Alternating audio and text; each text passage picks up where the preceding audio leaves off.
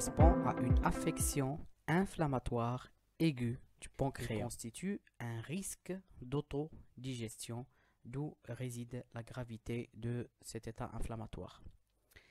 Euh, le, le point positif, c'est que après avoir résolu la cause, il y aura une restitution ad integrum du parenchyme pancréatique.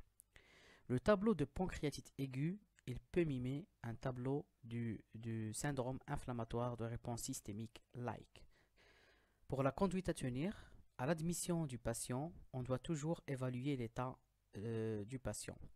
L'état des voies aériennes supérieures, l'état respiratoire, l'état circulatoire essentiellement à la recherche d'une détresse circulatoire, l'état neurologique à la recherche d'un trouble de conscience, et bien sûr, il faut mesurer la température et le dextro du patient. À l'issue de l'évaluation ABCDE, nous allons classer le patient en deux catégories. Si le patient est stable, nous allons procéder à l'interrogatoire et l'examen clinique minutieux. Si le malade est instable, on va le prendre en charge en milieu de réanimation. La mise en condition initiale, on va suivre toujours la règle 4V plus 1. Donc on va mettre une seule voie veineuse ou deux si le patient présente un état de choc associé. On va lui mettre de l'oxygène si besoin. On va lui mettre une sonde nasogastrique pour soulager les vomissements incoercibles. Et cette sonde doit être mise en aspiration douce.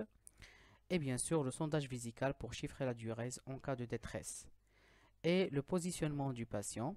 On va le mettre en position demi-assise s'il présente une détresse respiratoire associée, ou bien en position Trendelenburg lorsqu'il présente une détresse circulatoire, ou on peut même le mettre en position circonflexe inversée lorsqu'il y a le lieu de détresse associé. Lorsque le patient est stable, nous allons procéder à l'interrogatoire et l'examen clinique minutieux. Donc l'âge moyen de survenue de la pancréatite, c'est 54 ans. Il faut chercher la notion d'éthylisme chronique dans les antécédents. Il faut chercher la notion de lithiase vésiculaire, essentiellement chez la femme. Le motif du patient, c'est une douleur épigastrique transfixiante, irradiante vers le dos, avec une attitude en chien de fusil, comme le patient est montré ici. Le patient arrive aux urgences dans le paillasse dans ce positionnement-là, témoignant qui peut nous orienter en fait vers la douleur pancréatique. Les facteurs favorisants de la pancréatite, nous avons le repas riche en graisse et l'alcoolisme ou bien l'éthylisme chronique. Les signes associés, bien sûr, il y aura des vomissements, il y aura l'arrêt des matières et des gaz qui peut témoigner d'un ileus paralytique ou bien d'un ileus réflexe. Et parfois, on peut avoir une altération de l'état général lorsqu'une étiologie tumorale est suspectée. Pour l'examen général du patient, le patient peut être en bon état général. Parfois, il peut être agité, il est tachycarde, avec des signes de déshydratation, surtout s'il présente des vomissements. Et bien sûr, il faut chercher la fièvre qui peut témoigner d'une complication. L'examen de l'abdomen trouvera un abdomen qui est sensible, et parfois des fentes épigastriques, et un météorisme lorsqu'il s'agit d'un ileus paralytique. Biologiquement, on va chercher bien sûr le syndrome inflammatoire biologique. On va demander une lipasémie qui est supérieure à 3 fois la normale. On va demander le bilan hépatocellulaire et le bilan hydroélectrolytique à la recherche d'une dyscalcémie. On va demander les lactates deshydrogénases et les gaz du sang. Pourquoi tous ces éléments-là? Parce qu'ils rentrent dans le cadre du score de gravité, que nous allons voir par la suite. On va demander la fonction rénale, le bilan de Kras et le groupage. Pour l'électrophysiologie, on va demander un ECG, c'est très important, surtout lorsqu'il s'agit d'un sujet avec plusieurs facteurs de risque cardiovasculaire. Il faudra impérativement éliminer un IDM du territoire inférieur qui donne des tableaux trompeurs. Le patient vient pour une douleur épigastrique, c'est une douleur infarctoïde qui peut mimer une pancréatite ou autre étiologie. Donc d'où l'intérêt de faire le CG toujours pour éliminer un IDM du territoire inférieur, surtout chez un sujet qui présente des facteurs de risque cardiovasculaire. Après l'évaluation clinique, nous devrons établir le score de sévérité clinique, qui est le score de Ranson, qui va s'intéresser à l'âge, le taux des globules blancs, le taux des lactates, le taux des azates et la glycémie à l'admission du patient. Dans les 48 heures, on doit s'intéresser au taux d'hématocrite, le taux de l'urée, le taux de la calcémie, le taux de la PO2, le taux du déficit basique, ou bien l'HCO3-, donc les bases déficit, et bien sûr la perte des liquides. Donc tous ces éléments-là, on doit les quantifier pour établir un score de sévérité clinique qui s'appelle le score de Ranson. Par la suite, au-delà de 3 jours d'évolution de la symptomatologie, nous devrons réaliser un scanner abdominal qui va nous montrer des signes de pancréatite. Ici, il s'agit d'un patient en milieu de réanimation qui est admis pour tableau de pancréatite aiguë grave, qui présente des signes inflammatoires du pancréas avec de l'œdème et parfois des remaniements nécrotiques témoignant de la sévérité de la pancréatite. Donc, ces éléments-là peuvent nous orienter vers la sévérité de l'inflammation pancréatique. Donc, ce tableau-là qui est le Components of the CT Severity Index, donc ces éléments-là qui vont nous orienter vers la sévérité de la pancréatite. Et bien sûr, comme un critère de gravité scanographique, nous avons le score ou bien le grade de Balthazar qu'on doit calculer, donc que le radiologue doit préciser pour grader l'atteinte pancréatique. Donc il y a 4 grades, ou plutôt 5 grades. Il y a le grade A, le grade B, le grade C, le grade D et le grade E. Et on parle d'une forme sévère si la somme des points est supérieure ou égale à 6. Donc c'est le grade de Balthazar, je vous laisse le lire à tête reposée.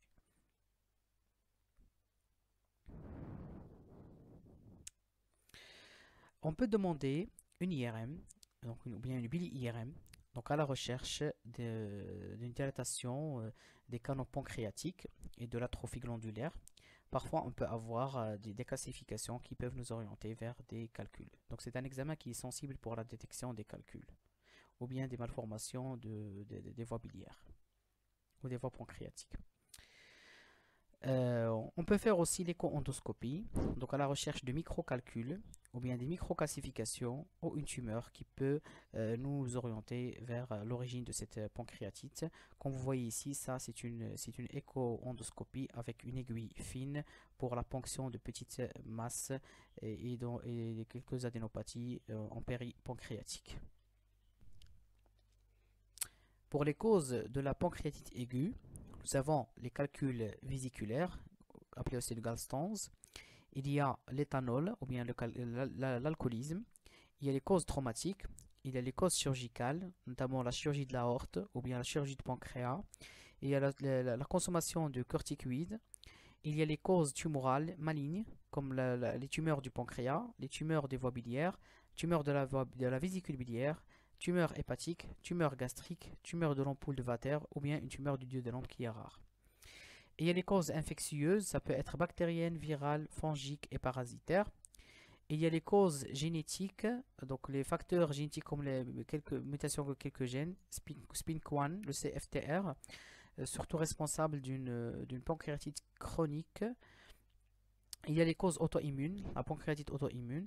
Il y a les causes métaboliques comme l'hypertriglycéridémie ou bien l'hypercalcémie. Il y a les gestes procéduraux comme la cholangiographie hyperendoscopique rétrograde. Et il y a l'écho-endoscopie.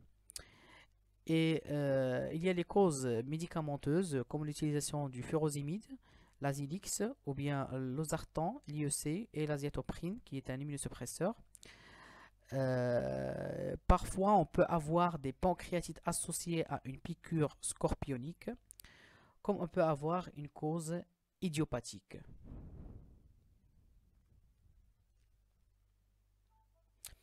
Pour les complications de la pancréatite, il y a des complications locales et il y a des complications systémiques. Pour les complications locales, on peut avoir une collection, on peut avoir de la nécrose, les pseudokystes, on peut avoir la nécrose de la paroi, on peut avoir une surinfection de la nécrose On peut avoir des thromboses, surtout dans la veine porte ou bien dans la veine splénique. On peut avoir de la nécrose du côlon. On peut avoir une atteinte gastrique. On peut avoir une cholécystite nécrosante, des fistules, hémorragie. Donc tout ça, ce sont des complications locales. Pour les complications systémiques, il y a l'insuffisance rénale. Donc des cas ont été décrits de pancréatite aiguë grave en association avec l'insuffisance rénale. Il y a la détérioration cardiovasculaire, il y a la dysfonction respiratoire, il y a la décompensation de tare et il y a le CIRS. Donc comme on vient de dire que le pancréas, il peut mimer un CIRS comme il peut compliquer un CIRS. Donc le syndrome inflammatoire de réponse systémique. Pour le traitement, les mesures de réanimation sont de mise si le patient il présente un état de choc. Le patient doit être gardé à jeun avec une sonde nasogastrique en place avec aspiration douce. Et il faut perfuser de soluté de remplissage avec correction du bilan hydroélectrolytique et on a recours à des antalgiques palier 3, surtout les morphiniques en titration parce que la douleur est très importante. Le traitement médical va consister à un traitement des vomissements par un antiémétique. Le traitement antalgique, généralement, comme on vient de voir, ce sont les morphiniques parce que la douleur elle est très importante, mais les ANS sont contre-indiqués. On donne les antipyrétiques comme le paracétamol et l'antibiothérapie à discuter. Pour le traitement de l'antibiothérapie, par antibiothérapie, il n'est pas toujours indiqué. Si il y a une nécrose qui est stérile, c'est-à-dire il n'y a pas de surinfection de nécrose, l'antibiothérapie n'est pas recommandée. L'antibiothérapie est recommandée quand il y a une infection de la nécrose ou bien une infection extra-pancréatique, comme une septicémie ou bien une bactériémie, ou bien une infection respiratoire, une infection urinaire, une infection abdominale, une infection des voies biliaires ou bien une infection d'une plaie. Donc l'indication de l'antibiothérapie doit être bien posée. Il n'est pas indiqué lorsqu'il n'y a pas de surinfection de nécrose. Quand il y a une surinfection de nécrose ou bien une infection de contiguïté, il y a l'indication à l'antibiothérapie. Pour la nutrition entérale, récemment, les guidelines parlent d'une nutrition qui est précoce parce que ça permet de diminuer le taux des complications infectieuses. Pour le traitement chirurgical, il n'est pas recommandé en cas de nécrose. Donc, il va consister à une ablation d'un calcul de la voie biliaire principale, qui est une ablation du calcul, ou bien une cholécystectomie à distance à froid. En post-opératoire, le patient doit bénéficier des soins locaux au niveau du site opératoire. On doit donner de l'analgésie, généralement morphinique, et bien sûr l'alimentation pour ne pas tomber dans la dénutrition. Donc ici, c'est un arbre décisionnel que j'ai piqué d'une des guidelines pour les acute pancreatitis. Donc un patient qui vient pour une pancréatite aiguë, on va bien sûr faire les mesures de réanimation. On va lui donner des fluides. On peut donner une alimentation orale comme on vient de voir pour prévenir les complications infectieuses. On doit éviter les antibiotiques, quel que soit l'antibiotique, parce que on doit poser l'indication de l'antibiothérapie. Si le patient a une nécrose surinfectée, dans ce cas-là, on va donner l'antibiotique. Bien sûr, il faut mobiliser le patient et on va évaluer son état clinique. S'il y a une obstruction biliaire, on peut faire une CPRE précoce. Et après avoir évalué l'état clinique du patient, s'il y a une amélioration symptomatique, on va faire une cholécystectomie à froid. Si le patient se détériore sur le plan général, on va pratiquer un scanner abdominal après les 72 heures. S'il y a une nécrose aiguë ou bien décollection avec une détérioration sur le plan clinique ou bien suspicion d'une infection de nécrose, on va faire une ponction scano-guidée de la collection avec culture des prélèvements du pus et instauration d'une antibiothérapie adaptée. Si la nécrose est bien limitée, et ce qu'on appelle walled off pancreatic necrosis, c'est-à-dire une nécrose qui est bien limitée, well subscribed necrosis, on va attendre 4 semaines pour pratiquer ce qu'on appelle la minimally invasive percutaneous necrosotomy. C'est-à-dire on va enlever cette nécrose par une procédure mini-invasive. Si échec de cette procédure, on va procéder à l'open nécrosectomie. Et pour la surveillance, bien sûr, il faut surveiller les fonctions vitales, il faut surveiller la température du patient, il faut évaluer l'état de la cicatrice opératoire, surveiller les signes cliniques et bien sûr le bilan infectieux, la cinétique du bilan infectieux pour voir est-ce qu'on est efficace sur le plan antibiothérapie.